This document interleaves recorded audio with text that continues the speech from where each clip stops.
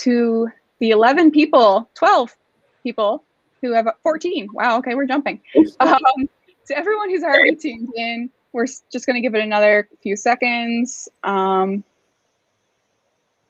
was a lot of interest, so I just want to make sure that everyone has a chance to come on before we go.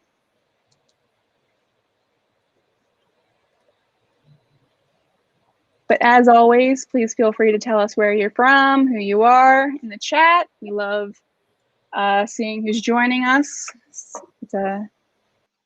Seems like it's a tradition at this point. Everyone telling us where they're from when they come on. Okay. All right, so let me just load this up.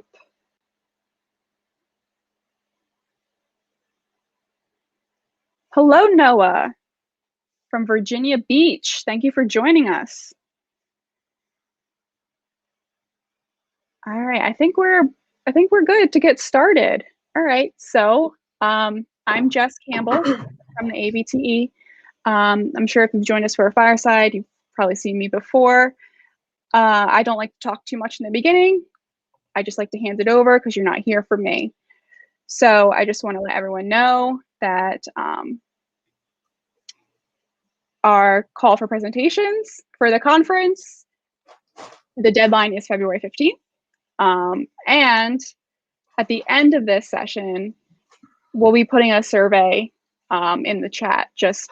We always love to see your feedback and any topics that you're interested in hearing about in the future.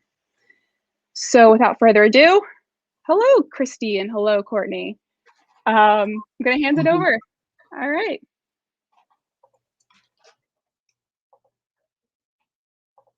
Thank you. I am going to go ahead and share my screen. So hopefully that will pop up. Awesome. Well, welcome everyone. And I'm seeing some familiar names on the chat. So that's super exciting. I know there's been a lot of questions about this apprenticeship program. And we've seen the chatter on Facebook. What are they doing out there at the Community College of Denver? So Shannon and I are super excited to be here today, and thank you for the opportunity for us to tell you what we're all about. I do have a presentation that will take about 10 minutes, but I think that will answer a good portion of your questions. So I'll go through the presentation, and then after that, we'll open it up. So again, thank you for being here. I'm still looking at all where everyone's from coming through the chat. So first question, what is a registered apprenticeship program? So we are registered, and that means that we are registered with the U.S. Department of Labor. And this is a graphic taken directly from their website that explains the components of what it means to be a registered apprenticeship program. So there's business involvement, so our area employers, structured on-the-job training, related instruction that we provide, rewards for skill gains, and those are monetary awards. So after a certain amount of time, the apprentices do get wage increases as their skills grow. And then once they complete the registered apprenticeship program, they do receive a nationally recognized credential from the U.S. Department of Labor. A big part of this program is our partnerships and our strong collaboration. Our apprentices are in a cohort, so they do get to know each other, they do get together. So the collaboration between each apprentice, the other apprentices in their cohort, the sponsor piece is really important because as the Community College of Denver, we are the sponsor for the apprenticeship program. Not all apprenticeship programs have a sponsor, and this is really important because it takes a lot of the work away from our employers. So we do all the legwork between our employers and the U.S. Department of Labor. So that's appealing to our employers that this specific apprenticeship program does have a sponsor, and that is us. And then the collaboration with the journey workers. And journey workers is a very specific term used with apprenticeship programs, and that refers to the mentors. And in our profession, that's credentialed veterinary technicians and the veterinarians that are the mentors. So a huge collaboration between all of us. Traditional veterinary technology education that you're all familiar with, so that classroom education, labs performed on campus, and then unpaid internships. And we still do at the Community College of Denver offer our traditional programming, and we will continue to do so. But we're also aware that so many of our students are learning in the classroom, coming to lab, doing their unpaid internships, and also trying to work, many of them a full-time job. And they're honestly not always successful, or they're not doing as well as they'd like to, because it's just a lot to take on. So it's really time to start looking at that 21st century education. How can we make it all work? How can they do it all? And that's really where the apprenticeship program comes into play, that 21st century veterinary technology education, the ability for our students to earn a wage, pay their bills while they're learning how to become a credentialed veterinary technician. The benefits to our students, big one, they can earn a wage while they're learning, while they're going through the program.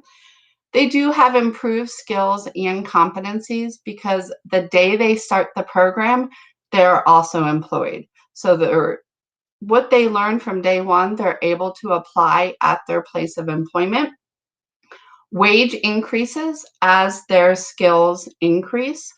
They are required to receive 2 wage increases, one while they're in the program, so usually about halfway through. That's a minimum. Our employers can give additional increases if they want, but at least 1 wage increase, and then 1 wage increase at the completion of the program. And we do consider completion not only graduating, but also passing the Vtne. And then opportunities for tuition assistance. There's multiple opportunities. Our employers, there's multiple tax incentives on their part to be a part of this program. We also work really closely with workforce centers, and they work with our students. They can help with paying their tuition. They help provide them with scrubs that they need, with a stethoscope, potentially a new laptop to do their didactic learning. So multiple ways that we can financially work with our applicants and our apprentice students. There's also additional support for veterans, and all of our apprentices are eligible for financial aid, just like our traditional students, and that includes the Pell Grant. This is another excellent graphic taken right from the U.S. Department of Labor's website, showing the traditional education on this bottom line that we're all familiar with. Our students start with that book learning. We need to get some of that knowledge, that foundation, before they go into their internships. So that bottom line, that education, and then once they get that hands-on learning, they go to internship. We see that red, where it's a really, it's a jump in their learning once they get to apply things hands-on.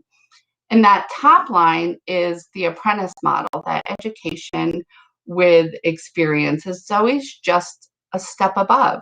Because again, day one, they start the program, the semester starts, they begin their didactic learning, and they're also in their place of employment, being able to apply that. So they're always a step ahead with that hands-on experience. So here's the big thing. I know we've seen a lot of chatter about, a lot of questions, those AVMA essential skills. We all want to make sure we're complying with the AVMA. Our students do complete a majority of their AVMA required essential skills at their place of employment. So in our traditional education, our students complete those skills. They come to campus, we have labs. with the apprenticeship model, it's on-the-job training. So they're completing these at their place of employment. We have gone through extensive training with all of our journey workers. So again, journey workers are our credentialed veterinary technicians and our veterinarians. They are aware of all of the essential skills that the apprentice needs to complete and the individual tasks that go with each essential skill. So for example, trimming toenails on a cat or dog, and then what goes with that skills, all those individual tasks that they check off on. So they've gone through that training, how to use our database to check off those skills. They also sign a personnel agreement. So they are serving under our CCD faculty as if they were faculty of our college. So our personnel agreement has gone through a couple of different legal teams to make sure it meets all of our criteria. They're essentially serving as an unpaid employee and agreeing to teach those essential skills, our CBTs and DVMs, as if they were an employee of the college. So they're signing an agreement serving as an unpaid employee of our veterinary technology program. Another question we've seen quite a bit, well, this just sounds like a distance learning program, and it's not at all, and we really try to steer away from that terminology. Distance learning program a lot of times is completely online. The students record their skills and then they send them to the college, is my understanding. We are not working under that capacity. We have all of our didactic learning is through online modules, and those are 2-week modules. So the students go through and they have their material for 2 weeks. They complete that material and then they go to the next module. So it does help with accountability, making sure they're staying on track. So it's not open for just complete this material this semester.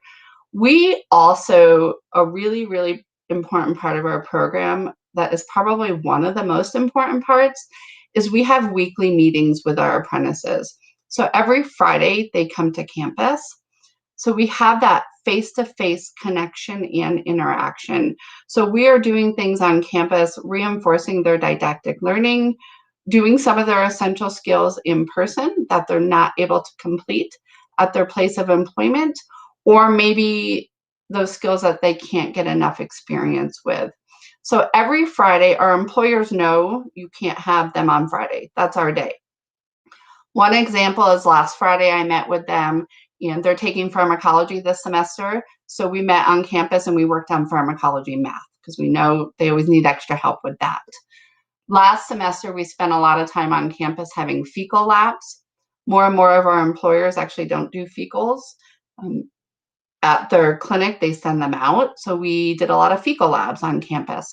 So we're reinforcing those essential skills and the didactic learning through in-person weekly meetings. Workflow and time commitment, we make sure this is very, very transparent with our applicants as well as our employers. Our students, they are a student and they are an employee. So they are two things at the same time. We have them work about 28 to 32 hours a week. We tell our employers they cannot have them full-time. If they try to work full-time, they're not going to be able to get through everything else that's required in the program. But we do feel like 30 hours a week is a good amount of time to make sure they're getting that on-the-job training, and they're also able to be an integral part of that place of employment. So about 30 hours a week. They also do not get those traditional college breaks as an employee. And we make sure they're aware of that. They don't get spring break and fall break and summer break. They're an employee, just like all the other employees of that clinic. So they may get sick time and vacation time that they've earned, but they don't get those traditional college breaks. Our students spend about 20 hours a week going through their didactic material. So viewing lectures, discussion boards, taking exams, things like that. and then that 1 day a week on campus. When they're on campus, we're usually with them for about 1.5 to 3 hours on campus. So 60-hour a week time commitment. A lot of our traditional students spend 60 hours a week anyway between working and going through the program, but we just always make sure that this is very, very transparent for our applicants and for our employers as well. Okay. Upon successful completion of the program, typical, they get their associate's degree. Like our traditional students, they are eligible to sit for the Vtne. And then the one thing that they get with the apprenticeship program that is in addition is that nationally recognized certificate from the U.S. Department of Labor. And then that's it. This is Shannon and I's contact information. I'll leave this up for just a minute if you want to write down our emails. And there's our website if you want to email us questions. I've seen a ton of things come through the chat, so I'm going to try and work my way through these questions. So just give me a second. But hopefully that answered a lot of your questions. I'm going to stop sharing my screen here so I can look through your questions. All right.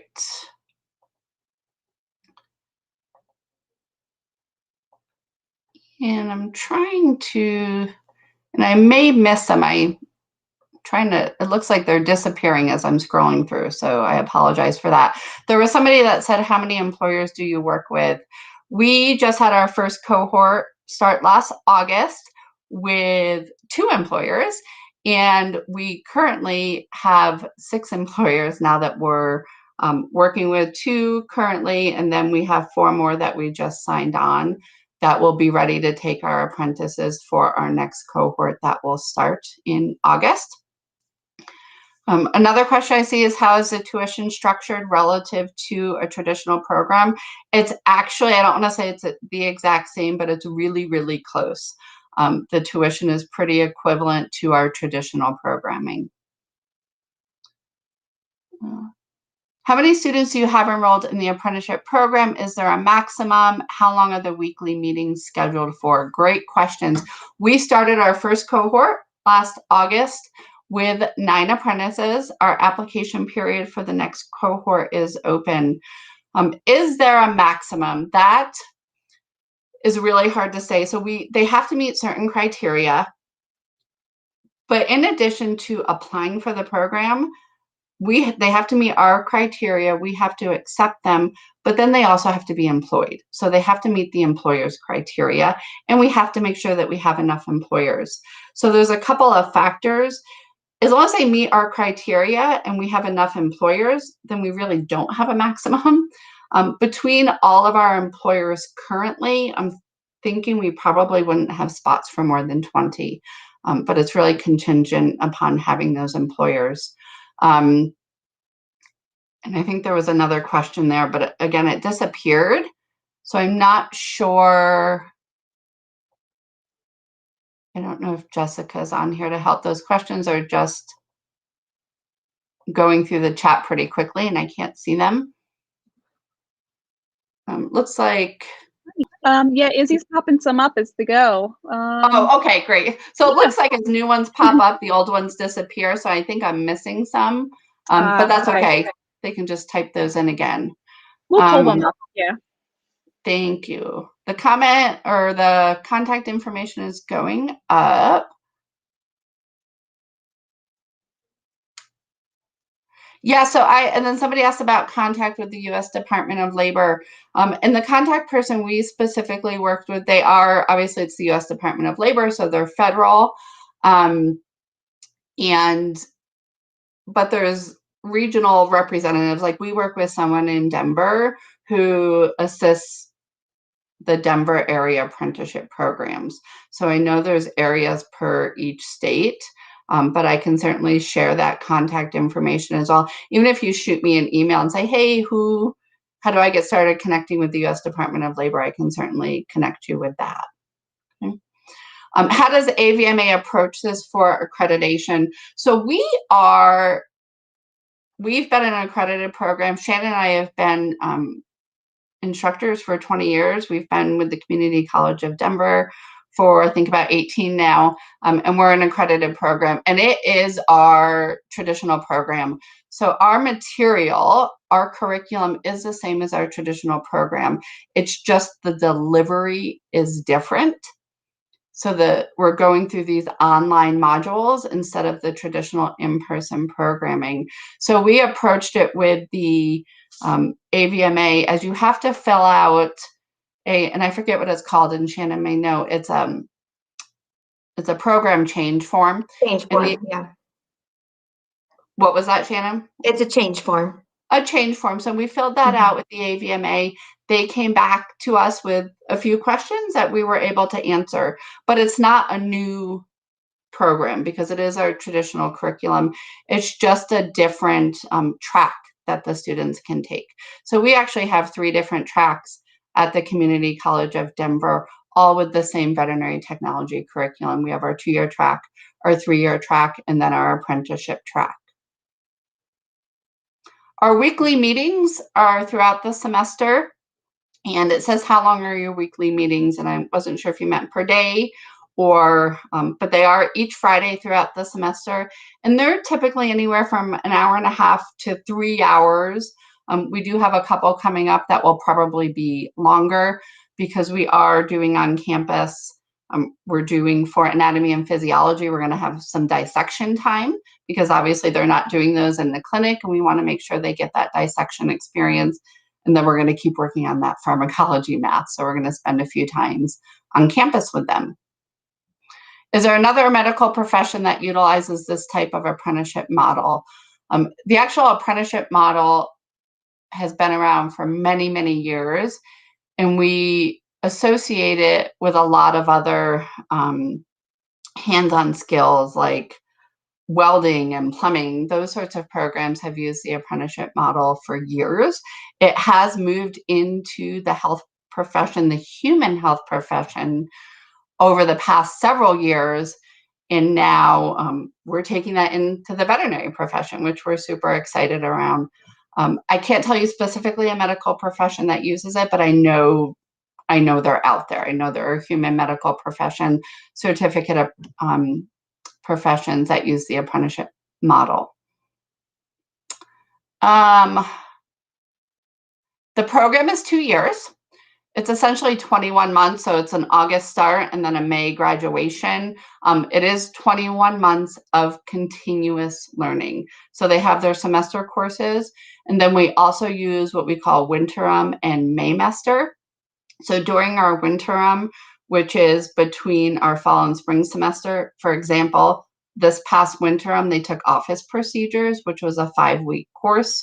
We will use Maymester. So this May only, they will take diagnostic imaging. So we utilize it's 21 months of continuous learning. I see another question. What is the difference between this and a distributive model? And I apologize, I'm not aware of what a distributive model is. I don't know if you've heard that term before, Shannon. I haven't. I don't know what that means. Yeah, I apologize. I don't know what that means either. So I can't say what the difference is between this and that.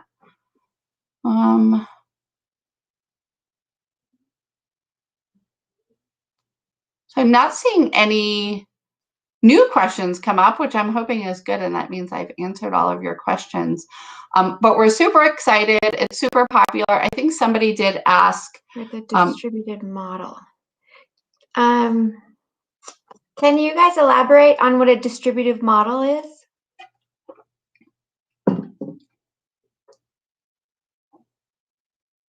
Oh, okay. So no campus clinic. So everything's done at their internship sites.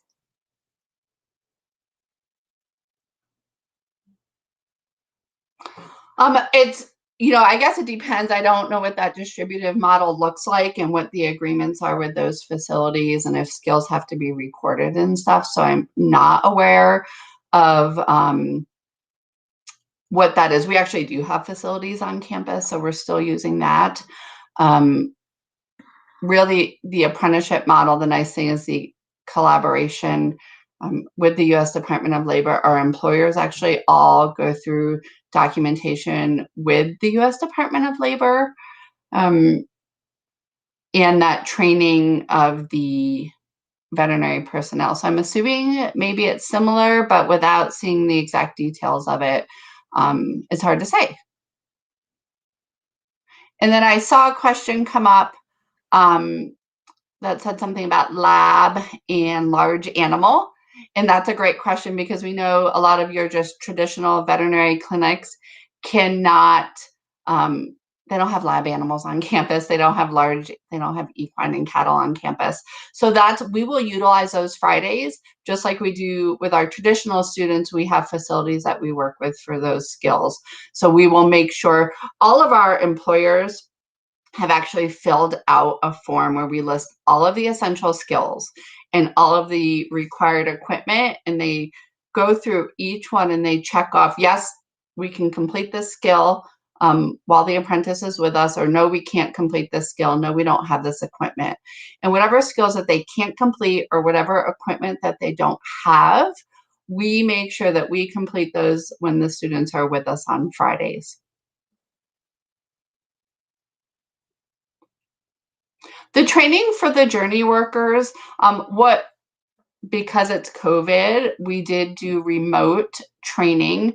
So I went through kind of extensive training with our database, how all the skills are listed so they can see all the tasks for each skills and how to use our online database. I also did visit each clinic once each last semester just to have that face-to-face.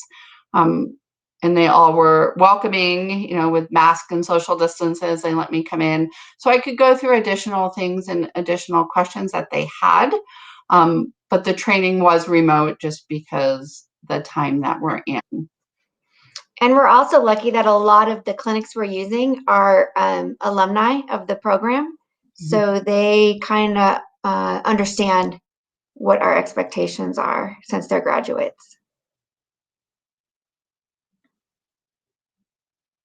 Really, really close collaboration. I do send at least every other week. I try not to bombard our clinics too much, but I do. The communication and the collaboration is really, really important. So I will send them emails. For example, our apprentices right now, they're taking pharmacology, surgical nursing, and anatomy and physiology. So I send regular emails to our journey workers, and I'm like, hey, this is what your apprentices are learning this module. In pharmacology, they're learning about GI drugs and cardiovascular drugs, and they're learning about nutrition and anatomy and physiology and how to use an autoclave. So going through those things, and I say, these are the essential skills they should be working on over the next couple of weeks. So we have that just really close communication and collaboration to make sure everyone is on the same page. So far, we have actually reinforced all of our essential skills on campus. So whatever they've done at their place of employment, we've also done again on campus. So they are getting that kind of double dipping. They're performing them at their place of employment and on campus. Let's see. How are gaps in employment managed in the event the student and the clinic decide to end the employment contract? How are gaps? So, and I guess I'm trying to, okay, and if I'm misunderstanding this question, just let me know. There is a 6-month probation period. So there currently, it's a 2-year commitment, right? So we want to make sure everyone's happy. Our employers in the apprentices do go through a normal hiring process. So they get to meet their applicant and decide if they want to hire them, because it is a 2-year commitment and we want to make sure everyone's going to be satisfied. There's a 6-month probation period. So if things don't work out within those 6 months, if there's issues, we try to address them. If we need to move them to a new place of employment, we will look at that depending on the reason. Are they just not happy? Are they not getting a good experience? Or is there disciplinary action? We are new with our 9 apprentices. So far, everything's going great. So we haven't had to address that yet. And we continue, we hope that it continues in that direction. But there is a 6-month probationary period. Which online portal do you use? And I know there's been a lot of chat about these databases on the AVTE website. We do use Trajexis. Do you worry that using, where did that question go? Using alumni journey folks don't give fresh eyes to alternate methods of completing tasks? I don't worry at this point. We do check all of their credentials, so we know that they're keeping up with their CE. So just like the rest of us, like Shannon and I have been credentialed veterinary technicians for over 25 years. We're educators, so we do that continuing education to make sure that we're giving fresh eyes. Things change, especially in any form of healthcare, veterinary or human. It's changing on a regular basis. So that's a risk with anyone. It's a risk with our interns. It's a risk with instructors.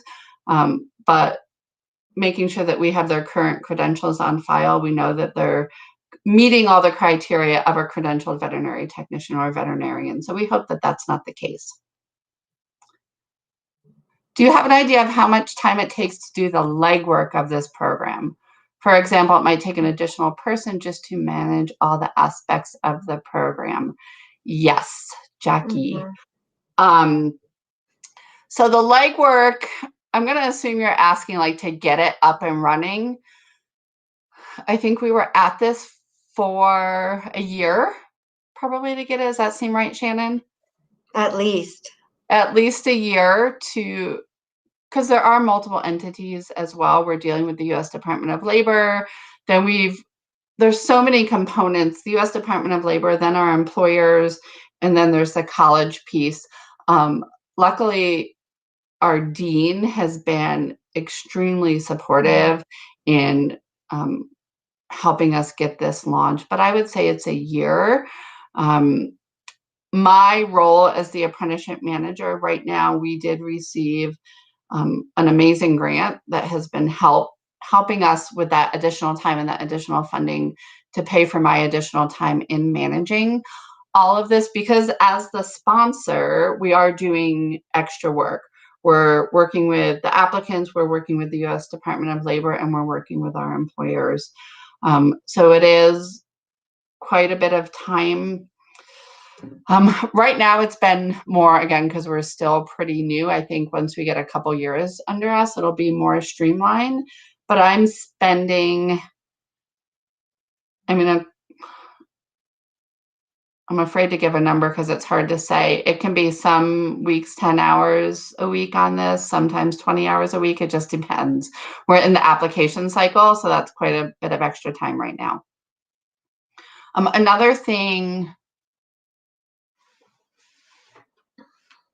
oh, this is a great question too. I know you said the program does not compensate the journey workers, which we do not, but do the clinics compensate the journey workers? Not that I know of. They do not compensate the journey workers. Just like with any of our clinics that work with the interns, it's because with our traditional program, they still do have interns that come, and the technicians take on those roles as kind of added responsibility, kind of just, doing something new and exciting as a veterinary technician. So as far as I know, they do not compensate them. However, a nice incentive for our employers working with our area workforce centers, they are working with our clinics, and they can actually help the clinics. So the workforce centers can pay a portion of that journey worker salary, because that journey worker working with our students may be taking away a little bit from their traditional duties. And hopefully it should all pay off in the end, but our workforce centers can work with the clinics to pay part of that journey worker's salary for working with our apprentices. And I also know that, I think I saw a question come through earlier saying, how do you get employers? And that was a little bit of legwork initially, like talking to some employers that I think would be a good fit for this. This actually started, and I could talk for hours about this. Obviously, we're super excited and we love this program. We had an employer come to us. They had employees that they wanted to pay to go to school. So that's kind of how all this started. And our dean said, hey, this sounds like an apprenticeship type model. Let's look at that. And that's where this started.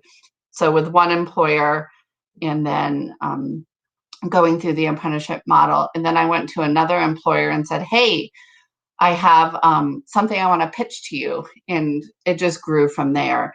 Now, as the word spreads, I don't have to pitch it to anyone. I have employers coming to us. So again, in the past month, I've had 4 employers come to me and say, hey, how do we become a part of this apprenticeship program? Just reading through, do you have separate instructors to moderate the modules and Friday labs just for these apprentice students? Or do these responsibilities fall on the traditional instructors?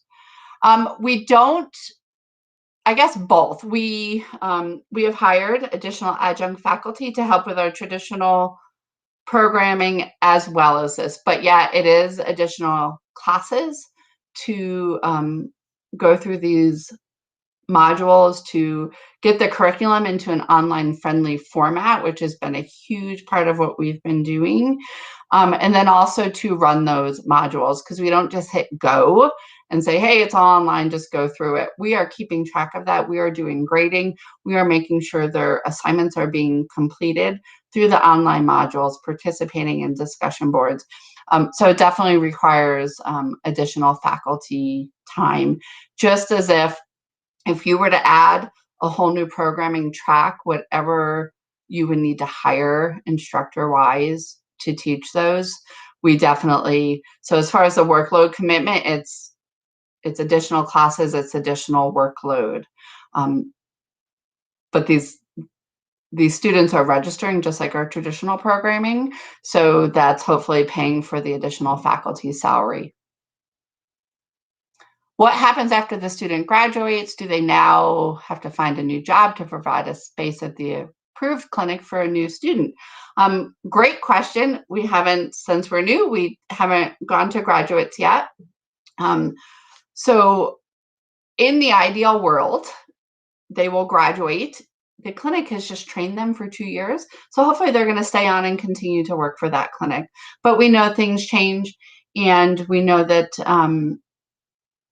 graduates move, they move to different states, so that will happen, but they are definitely not forced out the door to make space for new apprentices. What we're starting to see as we get ready for our next cohort is we're really excited to see this mentorship. So now we're going to have students going into the 2nd year of our program, and our current clinics already want to take more apprentices. So they may have a 2nd year apprentice and they'll have a new one starting, so that 2nd year can mentor the new one. So right now, our clinics are desperate for bodies, right? They're short veterinary technician, they're short interns. They want these bodies in the door, so they're not pushing anyone out to make way for new. So they want more apprentices, more applicants that they can train, and then they're hoping that they continue on after graduation. Are the online modules synchronous or asynchronous? They are asynchronous. We have been working really closely with an instructional designer who has been a huge asset to develop everything into, we're not just recording lectures and posting it. So when the module opens, it's 2 weeks of material. So right now, module opens, they have 2 weeks of pharmacology, A&P, and surgical nursing material that they need to get through. We want to allow them some flexibility. So to say, you don't have to be at class at 10 o'clock today, because they're an employee, they're working. So we know when they come home from work, then hopefully they can catch up. So it is asynchronous, but they do have to complete that material within 2 weeks. They can't wait until the end of the semester. How are credits calculated? How are adjunct course payments calculated? So a couple of different things. The credits are calculated. They are registering for the same classes as our traditional students. They do have a different suffix, I guess I'm trying to say. So instead of registering for our typical anatomy and physiology course, they would register for A&P with an X on the end. That's the apprenticeship course. So the credits are calculated the same. They graduate with the same credits, and our adjuncts are paid for these. It is a little bit different, and it gets a little bit tricky. And I may have to have Shannon speak to this, but each course has been different because for, say, when we get to our anesthesia course, they're not doing all of their anesthesia labs on campus. Our traditional students, they're on campus for surgery and anesthesia labs, where our apprentices are not. So there is a little bit different in the pay for the adjuncts for those. Can you elaborate on that, Shannon? Yeah, so we pay for lecture. We pay the adjuncts for lecture since they are not doing the lab, they're doing their labs in the clinic. And then on Fridays, if they are doing a lab, we pay them hourly. We pay an hourly rate. So hopefully that clarifies that question. And these are all great questions because these are things that we have been working through as we've launched this program. And we're getting it fine-tuned, especially as we get ready for the next cohort. Will your Vtne pass rate be reported as separate tracks? I don't anticipate it will. Right now we have 2 tracks. We have our 2-year and 3-year. And when they graduate and take the Vtne, a lot of times they'll all take the Vtne together. So for example, we just got our report from our last group of students, and some of those were 2-year graduates and some of those are 3-year graduates. And we just get it all grouped. It's not broken up when we get the report from the AAVSB, so I don't anticipate that we'll break it up. We'll definitely pay attention to that because we want to make sure that they're being successful in the program, but I don't believe that we'll report it out separately because they all take it as a group.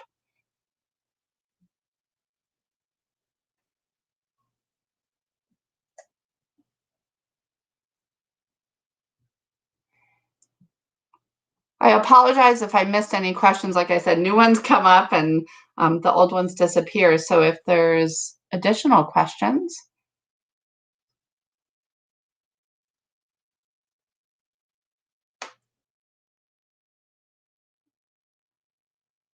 Hi, Jackie. I hope things are good in Delhi and you're not buried in snow.